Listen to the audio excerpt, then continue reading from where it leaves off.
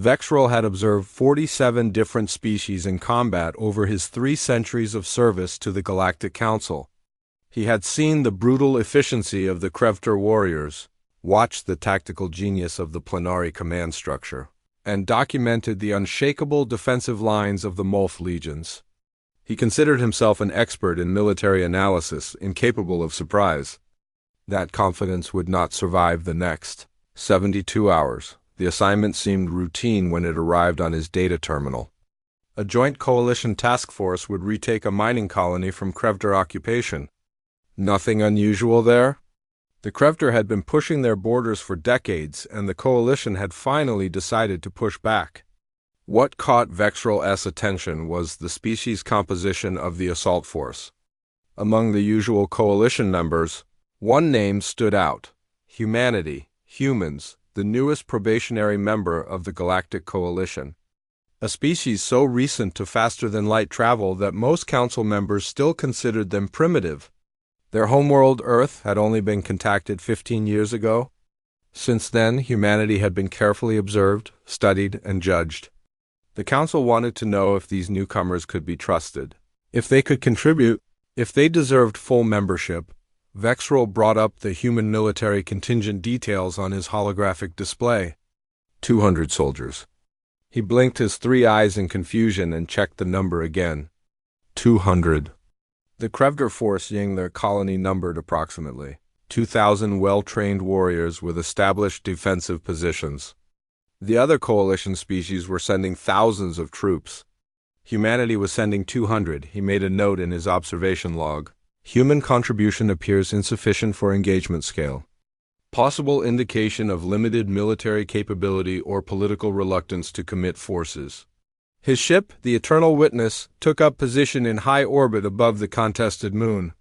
From here, his advanced sensor arrays could track every heat signature, every energy discharge, every communication signal. He would miss nothing. The coalition fleet was assembling nearby, transport ships disgorging troops and equipment onto the moon's rocky surface. Vexrel watched the organized chaos of military deployment with professional interest. The human transport arrived last. It was smaller than the others, efficient in design but unremarkable. When the human soldiers emerged, Vexrel focused his visual sensors on them. They wore simple combat armor, less ornate than the Plenary battle suits, less bulky than the Molth combat shells. They carried projectile weapons, primitive, kinetic firearms that most species had abandoned centuries ago in favor of energy weapons. Vexrel noted this. In his log with something approaching disappointment, the human commander stepped off the transport with no ceremony. His name, according to the manifest, was Taeyang. He looked young by human standards, perhaps in his late 30s. He moved with calm precision, his eyes constantly scanning the terrain. Beside him walked his second-in-command, a woman named Hannah. She carried a data tablet and spoke quietly to Taeyang. Pointing at various features of the landscape, Vexrel noticed something odd. While soldiers from other species rushed about, setting up equipment and fortifying positions, the humans moved slowly. They seemed almost relaxed. Small groups sat together, sharing food from compact packages. Others checked their weapons with methodical care, no urgency in their movements. One young soldier, his name tag reading Jinwoo, sat slightly apart from the others, staring at the distant colony structures with an expression. Vexrel's emotional recognition software, identified as apprehension, the pre-battle briefing took place in a hastily erected command center. Vexrel listened through hacked communication channels. The coalition commander, a Plenary general named Vexver, outlined the assault plan. His species was known for tactical brilliance, and the plan reflected that. A 3-pronged assault with diversionary attacks and overwhelming firepower concentration. Standard doctrine for superior numbers. When Vexver asked for questions, Commander Taeyang spoke. His voice was quiet, almost gentle. Nothing like the bombastic war cries Vexrel had heard from other species commanders. "Where would you like my people positioned, General?" Vexver's response carried a hint of condescension that even Vexrel's translation software detected. "Your forces will provide rear support, Commander. Guard the supply lines and assist with wounded evacuation." Several non-human commanders made sounds that Vexrol recognized as laughter. The humans were being assigned the safest, least important role. Taeyang simply nodded. Understood, General. No protest, no demand for glory. The human commander accepted the assignment without emotion. As the briefing ended, Vexrol overheard a conversation between two Krevter observers who had defected to the coalition. 200 humans for rear support, one said with amusement. Earth must not think much of this fight. Or they fear to risk their warriors against real soldiers. The other responded with a clicking laugh. Humans are prey species pretending to be predators. They lack the killer instinct. This will prove it. Vexrol made another note. Human forces relegated to support role. Command structure appears to doubt human combat capability. Humans show no emotional response to perceived slight. Cultural stoicism or genuine indifference to glory? Night fell on the moon's surface. The assault was scheduled for dawn, when the Krevter would be at their lowest alertness. Vexrol watched the coalition forces settle into pre-combat routines. Most species use this time for weapons checks, stimulant consumption, or prayer to their various deities. The humans did something different. They gathered in small circles. From each circle came sounds that Vexrol's sensors identified as singing. Not war chants or intimidating battle cries, but something softer, melodic. His translation software struggled with the Korean lyrics. But it captured fragments about home, about friendship, about people waiting for their return. Between songs, they told stories. They laughed. One soldier, a young woman named Minji, who was designated as a medic, moved from group to group, checking on each person individually. Vexrol found this behavior fascinating. He had never seen soldiers prepare for lethal combat by singing gentle songs and sharing personal stories. Every other species he had studied used aggression, used anger, used hatred of the enemy to prepare for killing. Humans seemed to be doing the opposite, reminding themselves of what they were fighting for rather than who they were fighting against. Commander Taeyang sat with his officers, speaking in low tones. Vexrol enhanced his audio sensors to listen. They were discussing family members back on Earth. Hana mentioned her daughter's upcoming birthday. A lieutenant named Bo talked about his brother's wedding he would miss. Taeyang shared that his wife was pregnant with their first child. These warriors were speaking of life and love hours before they would face death. Then Taeyang stood and addressed his soldiers. All 200 gathered around him. No raised voices, no dramatic gestures. Just a commander talking to his people. Tomorrow we fight, he said simply. Not for glory, not for revenge. We fight because people need protection and we have the ability to provide it. We fight because if we don't, others will suffer. Remember that when things get difficult. Remember why you're here. He paused, looking at each face in the dim light. Remember also that every enemy you face was someone's son or daughter. They made choices that brought them here, and those choices have consequences. We are those consequences, but we take no pleasure in it. We are not here to hate. We are here to stop those who would harm the innocent. Another pause. We are not here to win. We are here to send a message. Vexrol filed that statement away for analysis. What message could 200 soldiers send against 2,000? As the humans dispersed to sleep, young Jinwoo remained awake, still staring toward the enemy positions. Minji sat beside him, offered him food, spoke quietly. Vexrol couldn't hear the words, but he saw Jinwoo nod, saw some of the tension leave his shoulders. The medic stayed until the young soldier finally lay down to rest. Vexrol prepared his observation systems for the coming battle. Every sensor calibrated, every recording system active, every analytical algorithm ready. He expected to document humanity's first real test in coalition warfare.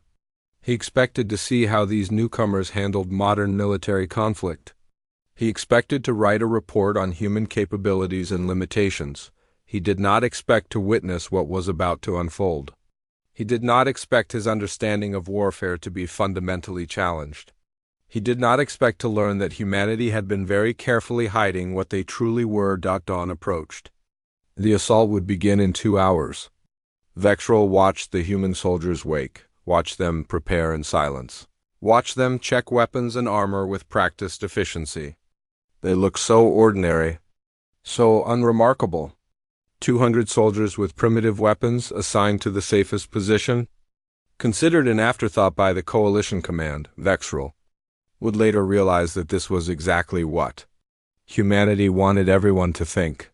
The message Commander Taeyang mentioned was about to be delivered, and the galaxy was not prepared to receive it. The assault began exactly as planned. Vexrol watched through his sensors as 3 coalition columns advanced on the mining colony. The Plenary forces moved with textbook precision. The Molth warriors advanced in their signature shield formation. Even the smaller contingents from other species performed their roles adequately. Everything proceeded according to General Vexver's carefully designed strategy, everything except the Krevter response. They were ready. Very ready. The first energy barrage caught the Plenary column completely off guard. Automated turrets that intelligence reports had missed tore into the advancing forces. The Krevter had used the months since occupation to fortify every approach, to mine every obvious path, to establish overlapping fields of fire across the entire complex. What should have been a straightforward assault became a killing field in seconds. Vexrol watched soldiers fall. His sensors recorded the chaos, the confusion, the coalition forces trying to adapt to a situation that had gone wrong immediately. General Vexver was shouting orders, trying to reorganize his scattered units. The Molth shields held, but they couldn't advance under the sustained fire. The Plenary were taking heavy casualties. After 15 minutes of brutal fighting, Vexver made the only sensible decision. All units, fall back. Repeat, all units fall back to Rally Point Beta. The coalition forces retreated in disorder. Vexrol's casualty counters climbed steadily. 234 dead. 417 wounded. The attack had failed completely, and they hadn't even reached the colony's outer structures. The human forces, positioned at the rear as ordered, had not participated in the assault. They had watched from their positions 3 kilometers back, maintaining defensive perimeters around the supply depot. Commander Taeyang had observed the entire disaster through his tactical display. When the retreat order came, the humans provided cover fire and assisted with wounded evacuation. Exactly as assigned, Vexrol noted that humans seemed efficient at medical treatment. Medic Minji and her team worked smoothly with coalition medical personnel, adapting quickly to different species' anatomies. That was interesting but not particularly relevant to combat assessment. The coalition command staff gathered for an emergency meeting. Vexrol listened as they debated options. The Krevter position was far stronger than intelligence had suggested. A direct assault would cost thousands more lives. Orbital bombardment was proposed but rejected too many civilian hostages in the colony. They needed a new approach. Commander Taeyang requested permission to speak. General Vexver looked annoyed but nodded. Commander, if you have suggestions, I will hear them. Request permission for my unit to conduct reconnaissance in force, Taeyang said quietly. We can probe their defenses, identify weak points for a future assault. Vexver considered this. Reconnaissance made sense. Better to risk 200 humans on information gathering than throw thousands more soldiers at an impregnable position. Permission granted. But Commander, do not engage unless absolutely necessary. Your people are not equipped for direct combat with entrenched Krevter warriors. Understood, General, Taeyang replied with no hint of emotion. As darkness fell again, the human forces prepared to move out. Vexrol increased his sensor focus on their position. This would be his first chance to see how humans actually performed in proximity to enemy forces. His academic interest was genuine. If humans failed, the data would be valuable. The humans moved in small teams, 10 to 12 soldiers each. They spread out across a wide front, advancing toward the colony through the rocky terrain. Vexrol noticed immediately that they moved differently than during the daytime. Every step was placed with care. They made no sound at all. Even his sensitive audio sensors struggled to detect their movement over the natural wind. and settling rocks. Then something happened that Vexrel almost missed. The human soldier's thermal signatures began to drop. Not dramatically, but noticeably. His instruments showed their surface body temperature decreasing by several degrees. They were somehow controlling their heat output, making themselves harder to detect on thermal sensors. Vexrel had never seen biological beings do this consciously. The first human team, led by Sergeant Behram, reached the outer perimeter of the Krevter defensive zone. Vexrel expected them to observe and withdraw. Instead, they kept advancing. They moved between sensor posts with uncanny precision, somehow knowing exactly where the detection fields ended and began. When a Krevter patrol passed within 30 meters, the humans simply froze, absolutely motionless, barely breathing. The patrol walked past without noticing them. Vexrel recalibrated his sensors. This couldn't be right. Krevter warriors had excellent sensory capabilities. They should have detected the humans easily at that range. But they hadn't. The humans waited until the patrol was 200 meters away, then continued advancing as if nothing had happened. More human teams infiltrated the perimeter. Vexrel tracked 12 separate groups, all moving independently but somehow maintaining perfect coordination. They communicated through hand signals and occasionally through subvocal frequencies that his sensors almost missed. These humans were operating in nearly perfect silence, in darkness, coordinating complex movements without detectable communications. It shouldn't be possible. Then contact occurred. A Krevter patrol of 30 warriors rounded a rocky outcrop and came face to face with one of the human teams. 10 humans, 30 Krevter. The Krevter had numerical superiority, and they were in their own defensive zone, alert and ready. The humans were on enemy ground, outnumbered 3-1. Vexrel's sensors recorded what happened next with perfect clarity. But even watching the recording later, he struggled to understand it. The engagement lasted 4.7 seconds. One moment, the two groups saw each other. The Krevter were raising their weapons, beginning their war cries. The next moment, all 30 Krevter were on the ground. Dead or unconscious, Vexrel couldn't immediately tell. The humans were already moving past them. Continuing deeper into enemy territory, Vexrel rewound the recording, played it at quarter speed. The humans moved first, faster than should be possible. They closed the distance to the Krevter in less than 2 seconds. No shots fired. No energy weapons discharged. They went to close combat immediately, using knives, using their hands, striking with lethal precision at vulnerable points on Krevter anatomy. 3 humans focused on each Krevter warrior. Coordinated strikes. No wasted movement. Clinical efficiency. Sergeant Behram had personally killed 4 Krevter warriors in those 4 seconds. Vexrel watched him move, saw predatory grace he had only witnessed in non-sentient hunting animals. The sergeant anticipated his opponent's movements, struck before they could react, moved to the next target while the first was still falling. Young Jinwoo was in that team. The nervous soldier from the night before fought with the same terrifying efficiency as his veteran companions.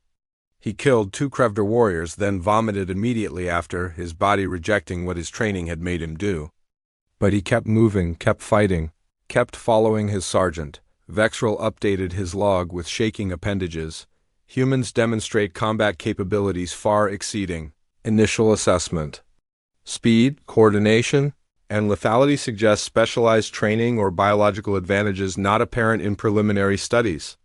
More engagements occurred as human teams pushed deeper into Krevter territory. The pattern repeated. Small Krevter patrols encountered human teams. Brief, brutal engagements followed. The Krevter lost every single encounter. Human casualties remained at 0. The Krevter defenders began to realize something was wrong. Patrols stopped reporting in. Sensor posts went silent. The enemy they couldn't see during the failed daytime assault was now inside their perimeter. Hunting them in the darkness, Vexrel intercepted a Krevter emergency transmission. The voice was strained, filled with something that sounded like fear. Krevter didn't fear, they were the ones other species feared. Central Command, this is Patrol 7. We found Patrol 3. All dead, throat cuts. Precise kills. Professional work. A pause. These aren't ordinary soldiers. Request, the transmission cut off. Vexral's sensors showed that Patrol 7's position went dark 15 seconds later. Lieutenant Hannah coordinated the human advance from a position just outside the Krevter perimeter. She maintained contact with all teams simultaneously, adjusting their movements in real time, directing them around Krevter strongpoints, identifying targets of opportunity. She did this while also engaging in combat herself when a patrol stumbled on her position. She killed 3 Krevter while simultaneously issuing orders to 2 other teams. She never raised her voice. The most disturbing thing Vexral observed was the human reaction to violence. Most species either loved battle or hated it. Warriors who loved it showed elevated pleasure hormones. Warriors who hated it showed stress markers that impaired performance. Humans showed stress markers. Their bodies registered fear and revulsion. But somehow, this made them fight better. Their performance improved under stress. They moved faster, thought clearer, reacted quicker when their bodies flooded with fear chemicals. They were scared, and fear made them more dangerous. Commander Taeyang spent 7 minutes studying the tactical display. 7 minutes of complete silence while his officers waited. When he finally spoke, he said just 4 words: "We flow like water." Lieutenant Hannah nodded immediately, understanding something the rest of the coalition command staff clearly did not. She began issuing orders to the human teams. Vexral listened, trying to comprehend the strategy. It made no sense. The humans weren't planning to attack the Krevter strongpoints. They were planning to go around them, under them, through them. The Krevter had fortified the central processing plant at the colony's heart. 1,100 warriors occupied a position with overlapping fields of fire, automated turrets, minefields, and sensor nets. Coalition military analysts had calculated it would take 5,000 troops and accept 30% casualties to take that fortress. It was, by every reasonable assessment, impregnable. Taeyang looked at it and saw a trap waiting to be sprung on its own occupants. The human assault began at 0300 hours. Vexral had every sensor focused on the colony. He was determined not to miss anything this time. What he witnessed in the next 47 minutes would haunt him for the rest of his long life. The humans didn't attack the fortress. They infiltrated it. 20 separate teams approached from 20 different directions. They used maintenance tunnels that the Krevter had sealed but not destroyed. They crawled through ventilation shafts too small for Krevter anatomy but adequate for humans. They moved through the colony's sewage systems, emerging inside the defensive perimeter covered in filth but completely undetected. Specialist Kyung-soo led the team tasked with the most dangerous job. He was a demolitions expert, small and quiet, barely 25 years old. His team of 8 infiltrated through an old mining shaft that the Krevter assumed was collapsed. It wasn't. It led directly under the processing plant's main defensive hub. Vexral watched Kyung-soo work. The young human moved with absolute confidence in the darkness, using tools and techniques that seemed primitive but were devastatingly effective. He didn't destroy the automated defense turrets. He reprogrammed them. Within 15 minutes, he had taken control of 47 automated weapon systems. Then he activated them. The Krevter fortress became a death trap for its own defenders. Turrets that should have protected them instead opened fire on their positions. The carefully planned defensive structure, designed to repel attacks from outside, collapsed into chaos as weapons fired inward. Krevter warriors scrambled for cover, trying to understand what was happening. That's when the other human teams struck. Sergeant Boram led 12 soldiers through the chaos. They moved through the confused Krevter forces like wolves through a flock of prey animals. The Krevter outnumbered them 10-1 in that sector. But numbers meant nothing when the enemy appeared from everywhere and nowhere, striking and vanishing before defenders could organize a response. One human would draw fire, deliberately exposing themselves while others flanked and eliminated the distracted enemies. They moved as a single organism, each soldier instinctively knowing where the others would be, what they would do. Vexral had never seen such coordination. It was as if they shared a collective consciousness. Young Jinwoo found himself defending a narrow corridor against 40 charging Krevtor warriors. He should have died in seconds. Instead, he held that position for 6 minutes while his team maneuvered behind the enemy. He used the terrain, used his superior reflexes, used every bullet with precision. When his ammunition ran out, he drew his knife and continued fighting. When his team finally completed their flanking maneuver and relieved him, Jinwoo had 11 confirmed kills and multiple injuries. He collapsed immediately after his relief arrived, but he had held. 1 human against 40, and he had held. Medic Minji reached Jinwoo within 90 seconds. She treated his wounds while fighting continued around them, her hands steady despite the chaos. "You did well," she told him quietly. "Now stay down and let the others finish." Jinwoo nodded weakly, then immediately asked, "The ones I killed? Did I—" "You did what was necessary," Minji interrupted gently. "Nothing more. Grieve later. Right now, focus on surviving." Lieutenant Hannah coordinated the entire assault from a position inside the processing plant's control room. She had infiltrated with the first wave, killed the 6 Krevtor operators, and taken over the facility's communication and sensor systems. She could see the entire battlefield now. She directed human teams with surgical precision, identifying targets, warning of flanking attempts, coordinating strikes that kept the Krevtor off balance and unable to mount an organized defense, all while fighting herself. Twice, Krevtor patrols found the control room. Twice, Hana killed them while continuing to issue orders to other teams. She never raised her voice. She never stopped thinking 3 moves ahead. Vexrel S sensors detected something impossible. Human stress hormones were at extreme levels. They should be impaired, should be making mistakes, should be breaking under the psychological pressure. Instead, they performed better. Their reaction times decreased. Their accuracy improved. Their decision-making became sharper. They weren't just fighting through fear. They were using it, channeling it, transforming terror into weapon. Commander Taeyong entered the battle 23 minutes into the assault. Until then, he had coordinated from outside, managing the overall strategy. But a Krevtor counterattack had trapped one of his teams, and they needed immediate support. Taeyong didn't order another team to help. He went himself, taking just 3 soldiers with him. Vexrel watched the commander fight. Taeyong moved differently than his soldiers. They were efficient. He was an artist. Every motion flowed into the next. Every strike served multiple purposes: attack, defense, positioning for the next move.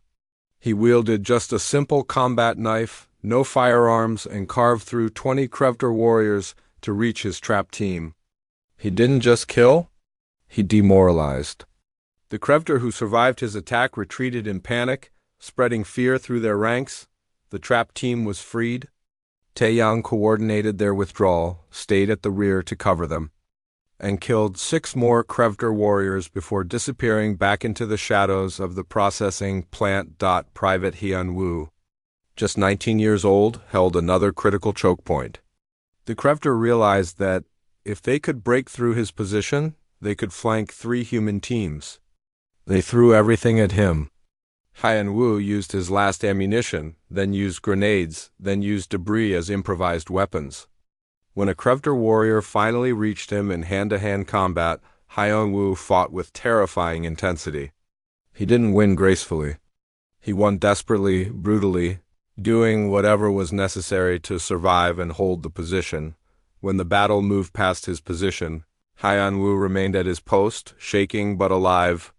Every enemy that had come at him was dead. He had held alone for 8 minutes against overwhelming numbers.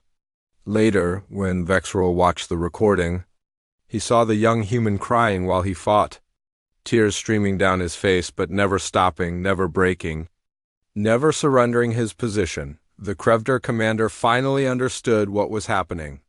His fortress had been compromised from within. His automated defenses were killing his own warriors. The enemy he faced didn't fight like normal soldiers.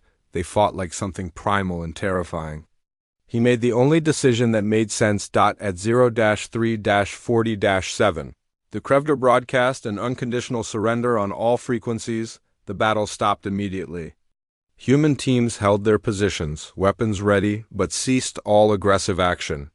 The sudden silence was more disturbing than the battle had been. Vexrel checked his chronometer. The impregnable fortress had fallen in 47 minutes. He checked casualty figures. Krevdor, 392 confirmed dead, 709 surrendered, the rest wounded or scattered. Human, 5 additional wounded, including Jinwu and Hyunwoo. Still, no fatalities. The numbers were impossible. They violated everything Vexrel knew about warfare. A force of 200 had defeated a fortified position held by over 2,000, had done it in less than an hour, and had suffered only minor casualties. The kill ratio was approximately 40-1, and the humans had been trying to minimize casualties. Vexrel watched what happened next with growing confusion.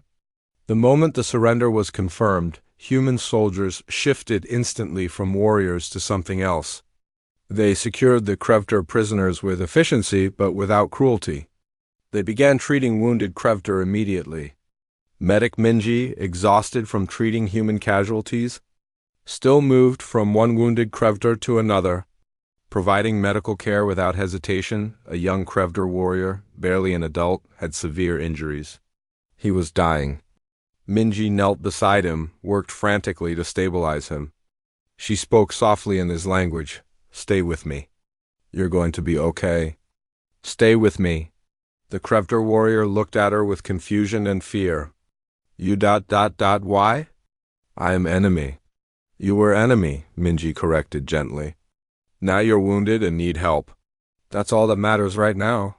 The Krevdor warrior survived because Minji refused to let him die. 6 hours after the surrender, Vexrel did something he had never done in 3 centuries of military observation. He requested permission to leave his ship and visit the surface. He needed to understand what he had witnessed. Data alone couldn't explain humanity. He needed to speak with them directly. Permission was granted. Coalition Command was equally desperate to understand the humans. Vexrel's transport landed near the processing plant, now converted into a temporary headquarters. The first thing he noticed was the smell of cooking food. Human soldiers had set up small heating units and were preparing meals. Not military rations, but actual food. They shared it freely with coalition soldiers from other species, and even with some of the Krevdor prisoners who had been cleared for limited interaction. This was wrong. Victorious warriors should be celebrating, boasting, displaying aggression and dominance. Instead, the humans sat in small groups, talking quietly, checking on each other. Some were sleeping, utterly exhausted. Others cleaned weapons with mechanical precision, their hands busy while their minds processed what they had experienced. Vexrel approached a group, gathered around one of the food heating units. Young Jinwu was there, his arm bandaged, but his injuries apparently not severe enough to prevent him from duty. He looked older than he had 2 days ago. Combat had aged him in ways that had nothing to do with physical time. "Excuse me," Vexrel said through his translation device. "I am Observer Vexrel. I have been documenting this engagement. May I speak with you?" Jinwu looked up, startled. Most of the other soldiers tensed slightly, hands moving unconsciously toward weapons. Even at rest, they maintained awareness. "You're the one watching from orbit," Jinwu said. It wasn't a question. "What do you want to know?" Vexrel settled himself on a nearby crate, trying to appear non-threatening. "I watched you hold that corridor. 1 soldier against 40 enemies. You should not have survived. How did you do it?" Jinwu looked uncomfortable. "Training, I guess, adrenaline, fear, mostly fear, actually. But you continued fighting. Fear should have made you flee." "Couldn't flee," Jinwu said simply. "If I fled, they'd flank my team. My friends would die. So I stayed." He paused. "I was terrified every second. I'm still terrified, honestly. I keep seeing their faces. The ones I killed. You have killed sentient beings, yet you grieve for them. This is contradictory." Jinwu laughed, a bitter sound. "Yeah, it is. Welcome to being human, I guess. We're walking contradictions." We can kill you and cry about it at the same time. He looked at his bandaged arm. In training, they taught us to be faster than thought, quieter than breath, more patient than stone. They taught us to be weapons. But they also taught us to remember we're people. People who protect other people. It's hard. Another soldier, a woman Vexrol identified as Private Sujin, spoke up. We train from childhood in combat sports. Did you know that? On Earth, fighting is entertainment. We watch people hurt each other for fun. Kids grow up learning martial arts, boxing, wrestling. We've turned violence into art, into sport, into culture. She stirred her food slowly. Maybe that's why we're good at this. We've been practicing our whole lives without really knowing what we were practicing for. Vexrol made notes. Your species normalizes violence? We try not to, Sujin replied. But yeah, I guess we do.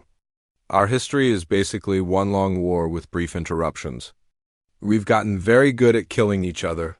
Fighting aliens is almost easier because we don't have the same emotional connection. But it still hurts. We're still killing people who have families, dreams, futures. We know that. We just do it anyway because the alternative is worse. Vexrol moved on, seeking other perspectives. He found Lieutenant Hannah reviewing tactical data in the control room. She looked exhausted but alert, still working while others rested. Lieutenant, may I ask you questions? Hannah glanced up. The observer. Yes, I saw your ship. You got some good data, I bet? I do not understand what I observed, Vexrol admitted. Your species fought with extraordinary efficiency. Yet you show clear signs of psychological distress from the violence? These seem incompatible. Hannah saved her work and turned to face him fully. You want to know how we can be so good at killing when it clearly damages us? She smiled tiredly. Observer, that's the human condition in a nutshell. We're apex predators who developed empathy. We're pack hunters who learned compassion. We're natural-born killers who decided we wanted to be better than our nature. She pulled up a holographic display showing human military history. Look at our past. Thousands of years of warfare. Constant conflict. We've perfected murder in every form imaginable. But we've also spent just as long trying to limit that violence, to make rules for it, to find alternatives to it. We created the concept of war crimes, the idea that even in war, some things are too terrible to permit. You restrain yourselves even when restraint reduces your tactical advantage? Exactly, Hannah confirmed. Because we know what happens when we don't. We've seen our own species commit atrocities. We've experienced genocide, mass murder, torture, all of it. We know what we're capable of when we stop restraining ourselves. So we built systems, laws, cultures around the idea of limited warfare. We fight hard, but we fight clean. Most of the time, she closed the display. Commander Taeyang insisted on minimizing casualties, even enemy casualties. That's why this took 47 minutes instead of 10. We could have killed everyone in this facility in minutes. Used our heavier weapons, showed no mercy, treated it like extermination. But we didn't. Because we're not here to exterminate. We're here to stop a threat. There's a difference. The Krevter do not make this distinction, Vexrol observed. No, they don't, Hannah agreed. And that's why they lost. They fight for conquest. We fight for protection. That difference matters. It means we'll accept casualties to preserve enemy lives. It means we'll risk more to do things the right way. It makes us predictable in some ways, but it also makes us trusted, eventually. Vexrol found Medic Minji in the medical area, treating a Krevter warrior with a serious chest wound. She worked with complete focus, her hands steady despite having been awake for nearly 30 hours. The Krevter warrior watched her with confusion and something that might have been gratitude. Why do you help them? Vexrol asked. You fought them. You likely killed some of them. Now you save them. Minji didn't look up from her work. Because they're wounded and I'm a medic. That's all the reason I need. She adjusted the wound, dressing carefully. I killed 11 Krevter during the assault. Confirmed kills. I remember each one. I'll remember them forever. But that was war. This is medicine. I don't blur those lines. You compartmentalize. We have to, Minji said. Otherwise we'd go insane. I'm a warrior when I need to be. I'm a healer when I can be. Right now I can be a healer, so I am. She finished with the Krevter and moved to check on a human soldier with minor injuries. We're trained for this. Combat medics are warriors first because we have to survive to help anyone. But we're healers always. It's a hard balance. The Krevter warrior she had treated spoke in halting coalition standard. Human. Thank you. You saved enemy. Minji smiled tiredly. You're not my enemy right now. You're my patient. Rest and heal. Vexrel saved his most important interview for last. He found Commander Taeyang standing at the edge of the colony, looking out over the rocky terrain. The commander stood very still, lost in thought. Vexrel approached carefully. Commander Taeyang. I am Observer Vexrel. I have been documenting this engagement. I know, Taeyang replied quietly. I saw your ship. You got quite a show. I witnessed combat capabilities that exceed anything in Coalition records. I need to understand. How is your species so effective at warfare? Taeyang was silent for a long moment. Because we've been doing it forever, Observer. Earth is a death world by your standards. Predators everywhere. Diseases, natural disasters. We evolved under pressure. We learned to hunt, to kill, to work together to bring down prey larger and stronger than us. We're pursuit predators. We ran animals to death over days, tracking them until they collapsed from exhaustion. That's in our DNA. He turned to face Vexrel. Then we got smart. We developed tools, weapons, civilization. And we turned all those hunting skills on each other. For thousands of years, we perfected the art of killing other humans. We got very, very good at it. Our entire history is warfare. Every generation learned from the last.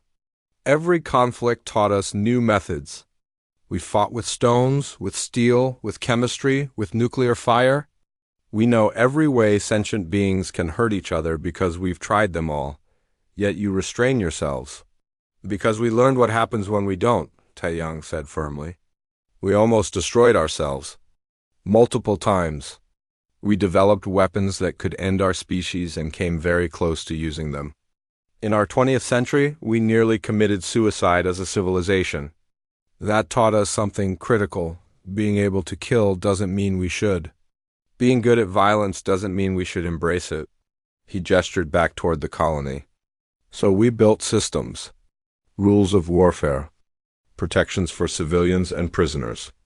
The idea that even enemies have rights. We made ourselves follow these rules even when it's harder, even when it costs us. Because we remember what we become when we don't. 3 weeks later, Vexrel stood before the full Galactic Council. The chamber was enormous, designed to hold representatives from 47 member species. Today, every seat was filled. Word of the human performance at the mining colony had spread throughout Coalition space. Everyone wanted to hear the official report. Vexrel had prepared extensively. His report was titled simply, Humanity, a Paradox of Violence and Virtue. He knew it would be controversial. He knew some would reject his conclusions. But he had witnessed the truth, and he would present it honestly. Honored council members, he began. I was sent to observe humanity's first major military engagement as coalition members. What I witnessed has caused me to fundamentally reconsider our understanding of warfare, of military capability, and of what it means to be a warrior species. He activated the holographic display. Combat footage appeared humans moving through darkness, the 47-minute assault on the fortress, the aftermath. Council members leaned forward, watching intently. Human forces numbered 200 soldiers. Enemy forces numbered approximately 2,000, well-entrenched with superior defensive positions. Standard coalition doctrine predicted 5,000 troops and 30% casualties would be required to take this position. Humans accomplished the objective with 200 troops and 0 fatalities. Murmurs spread through the chamber. A Krevter representative, one of the few who had defected to the coalition years ago, spoke up. Observer, these numbers cannot be accurate. No species achieves such results against my people. The numbers are accurate, Vexrel replied firmly. I have complete sensor data.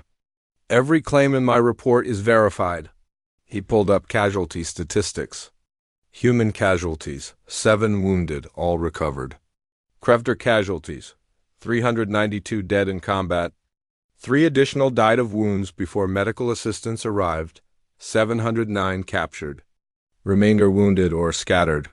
The chamber erupted in conversation. Vexrel waited for silence, then continued. The kill ratio was approximately 40-1. This was achieved not through superior technology humans use primarily, kinetic projectile weapons, but through superior tactics, physical capability, and psychological warfare. He began presenting his detailed analysis. Human advantages are numerous. First, physical capabilities. Humans are endurance predators. They possess extraordinary stamina, can regulate their body temperature consciously, and maintain combat effectiveness under extreme stress. Their binocular vision provides exceptional depth perception. Their hand-eye coordination exceeds all coalition species by significant margins. A plenary council member interrupted. Observer, you described physical advantages. Many species have these. This does not explain their combat dominance. Physical advantages are only part of the analysis, Vexrel agreed. The more significant factor is psychological. Humans evolved as apex predators who developed empathy despite their predatory nature, not because of it. They are natural-born killers who chose to become ethical. This makes them uniquely dangerous. He showed footage of the humans moving through darkness. Observe their coordination. They function as a unified organism despite being individuals. Pack-hunting instincts, refined over millions of years, now applied to modern warfare. They anticipate each other's movements. They communicate through minimal signals. They trust absolutely. More footage appeared Jinwu holding the corridor, Heianwu defending his position, Minji treating wounded enemies. But observe also their psychological state. Stress markers indicate fear, revulsion, psychological trauma. Yet their performance improves under these conditions. Humans fight better when afraid because fear triggers ancient survival responses. They are literally built for combat at the biological level. A representative from one of the peaceful species spoke, her voice concerned. Observer, you are describing a species of born warriors. This troubles us. We have seen warrior species before. They conquer. They destroy. They cannot coexist peacefully. That is precisely what makes humans different, Vexrel said. Yes, they are born warriors. But they choose restraint, observe.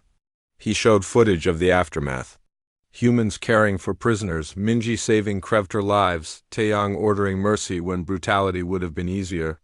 Humans experience psychological damage from violence.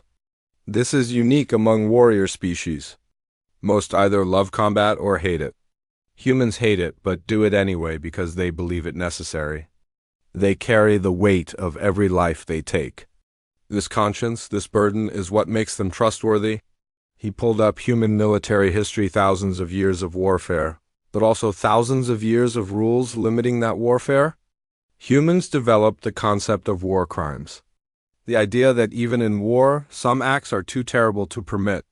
They created protections for civilians, rules for prisoners, limitations on weapons. Not because they are weak, but because they know what they become without these limitations. A military representative from a warrior species stood. Observer, your report suggests humans are the most capable combat species in known space. If true, they are dangerous. How can we trust them with such power? Because they police themselves, Vexrel replied. Commander Taeyang told me directly, being able to kill does not mean they should. Being good at violence does not mean they should embrace it. Humans learned this through catastrophe. They nearly destroyed themselves in their 20th century. They came within moments of species suicide using nuclear weapons. That taught them restraint. He showed his interview footage with Taeyang. The council listened as the human commander explained humanity's philosophy. We are what you need us to be. Give us enemies, we'll defeat them. Give us peace, we'll protect it. Give us trust, we'll honor it. The chamber fell silent as the footage ended. Vexrol continued his presentation. My recommendation to the Council is immediate full integration of human forces into coalition military structure. Humans should serve primarily in rapid response and special operations roles where their unique capabilities provide maximum advantage. However, they should also participate in training other coalition species in advanced tactics and ethical warfare. You want them to teach us? The question came from multiple representatives simultaneously. Yes, Vexrol said firmly. Because humans have perfected something we lack, the balance between effectiveness and ethics. They can show us how to be more capable warriors while maintaining moral standards. They fight hard but fight clean. That is valuable knowledge. He pulled up his final section. However, I must include a critical warning. Human restraint is chosen, not inherent. Their history shows what they become when that choice is abandoned. If humanity feels sufficiently threatened, they could regress to older, more brutal patterns. Their capacity for violence has no practical upper limit. We must ensure they never feel so threatened that restraint seems impossible. You are saying we must accommodate them, a council member observed. That we must ensure they remain our allies because the alternative is too dangerous. I am saying we must earn their trust as they earn ours, Vexrol corrected. Humans have shown they can be trusted. Now we must show them the same. If we treat them as threats, they may become threats. If we treat them as partners, they will be the most valuable partners we have ever had. The debate that followed lasted hours. Some council members argued for restrictions on human military development. Others advocated for giving humans command positions throughout coalition forces. The peaceful species expressed concern about normalizing human levels of violence. The warrior species expressed concern about being outmatched by newcomers. Finally, the council called for Commander Taeyang himself to address them. The human commander arrived in simple uniform, no decorations, no ceremony. He stood before the most powerful beings in the galaxy and waited calmly to be addressed. Commander Taeyang, the council speaker began, we have heard Observer Vexrol's report. We have seen what your people accomplished. We have questions. I will answer what I can, Taeyang replied simply. Can your species always maintain the ethical standards you displayed? Can you promise humanity will not become a threat? Taeyang considered the question carefully. The entire council waited. No, he finally said. I cannot promise that. No species can. We are capable of terrible things. Our history proves it. We could become exactly what you fear. Any species with power can become corrupt. The honesty shocked many council members. Taeyang continued. But I can promise we will try. Every day in every decision we will try to be better than our nature. We will try to use our capabilities for protection rather than conquest. We will try to remember that our strength is a responsibility, not a right. He looked around the chamber, meeting the eyes of representatives from dozens of species. We know what we are. We know what we're capable of. That knowledge terrifies us more than it terrifies you because we carry it always. But that terror is what keeps us honest. We police ourselves because we remember what happens when we don't. Why should we trust you? The question came from a small, peaceful species that had never known war. Because we choose to be trustworthy, Taeyang replied. Because we could be your worst nightmare, but we choose to be your best ally. Because we understand that power without principle is just tyranny, and we refuse to be tyrants.